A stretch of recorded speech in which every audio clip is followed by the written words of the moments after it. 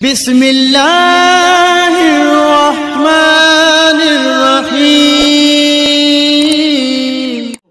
मुस्तफा ख्वाब में आते कहते बिलाल मदीना छोड़कर मुल्क शाम आ गए हो, कितना दिन गुजर गया, तुम्हें क्या मुस्तफा से मुलाकात की तबीयत नहीं चाहती है? चल लूट मदीने को चल। हजरत बिलाल का बुलावा आ गया। बिलाल सुबह का सवेरा नमदार हुआ उठे और अपना सफर का सामान बांधा, ऊँटनी पे सवार चल दिए मदीने की तरफ और रोज़ा रसूल पे जाके पहुंच जाते हैं। रोज़ा रसूल पे जाके पहुंच जाते हैं, लेकिन जब मुस्तफा का रोज़ा देखा तो ज़ारो कतार रोने लगे, ज़ारो कतार रोने लगे। मुस्तफा तो पर्दा कर गए। आखिर बिलाल किसी और के दीवाने क्यों नहीं, मुस्तफा थे तब दीवाने। मुस्तफा जमीन के अंदर चले गए तब भी दीवाने रो रहे, तड़प रहे। किसी और के दीवाने कैसे होते? आला हजरत ने फरमाया तेरे कदमों में जो है गैर का मुंह क्या देखे, कौन आंखों में जैसे देख के तलवा, कौन आंखों में जैसे देख के तलवा तेरा। यार मुस्तफा का चेहरा तो बड़ी बात है, तलवा देख के भी कायनात में किसी का चेहरा खूबसूरत नहीं लग सकता जितना मुस्तफा का तलवा खूबसूरत है। बिलाल आगे ज़ारो कतार रोते रोते रोते रोते बेहोश होके जाली पकड़ के बैठ गए। जरा तवज्जो, जाली पकड़ के बैठ गए मौजा शरीफ के पास। साहबा किराम को पता चला बिलाल आए हैं मुल्क शाम से, गए बिलाल को निकाल के बाहर लाया। बिलाल इतना रोने तड़पने बेहोश होने की क्या जरूरत है? आज ये मुस्तफ़ा पैगंबर तो हमारी आंखों से ओझल हो गए। काफी दिनों का अरसा गुजर गया है। मस्जिद नबी की छत पे चढ़ के अगर आपने एक बार अज़ान दे दिया ना तो मुस्तफ़ा की याद ताज़ा हो जाएगी। सुभान अल्लाह। साहबा किराम ने हजरत बिलाल से रिक्वेस्ट किया, हजरत बिलाल ने माजरत चाहिए साहबा किराम से कि ना प्लीज आप कोई दूसरा काम हमसे ले सकते हैं, खिदमत कर सकता हूँ, अज़ान देने वाला काम हमसे ना ले। साहबा किराम ने पूछा ऐसा क्यों? हजरत बिलाल कहते हैं जब आका थे अशहदु अन्ना मोहम्मद रसूलुल्लाह पढ़ता भी था, सामने मुस्तफा का जलवा भी था, अब वो कैफियत मुझसे नाकाबिल बर्दाश्त है। मैं अजान पढ़ूं अल्लाहु अकबर अल्लाहु अकबर अशहदु अल्ला इलाहा इल्लल्लाह अशहदु अन्ना मोहम्मद रसूलुल्लाह की जब बारी आएगी सामने मुस्तफा का चेहरा ना होगा तो फिर मुझे कौन संभालेगा? ये काम ना लो।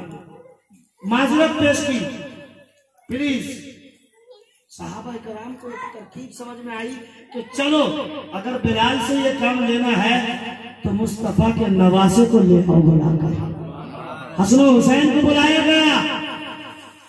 अब ये हसन हुसैन कोई और नहीं है, ये फातिमा का लाल है, अली का शहजादा है। अब ये दोनों बच्चे तशरीफ लाते हैं, हजरत बिलाल के पास आते कहते बिलाल मस्जिद नबवी की छत पर चढ़ के आजान दे दो प्लीज। बिलाल ने देखा हसन हुसैन को सीने से लगाया और कहने लगे हसन हुसैन तुम तो नबी की आल हो, मुस्तफा के नवासे हो, फातिमा के शहजादे हो, अली के जिगर के टुकड़े और जिगर पाले हो। दुनिया की बात को काट सकता हो मगर तुम्हारी बात को कैसे काटो? हाथ पकड़ा लेके मस्जिद नबवी के छत पर चढ़ गए, अजान देना शुरू किया। अल्लाहु अकबर अल्लाहु अकबर। पूरा मदीना सिमट के मस्जिद नबवी के सामने आ गया। सुभान अल्लाह। पूरा मदीना सिमट गया।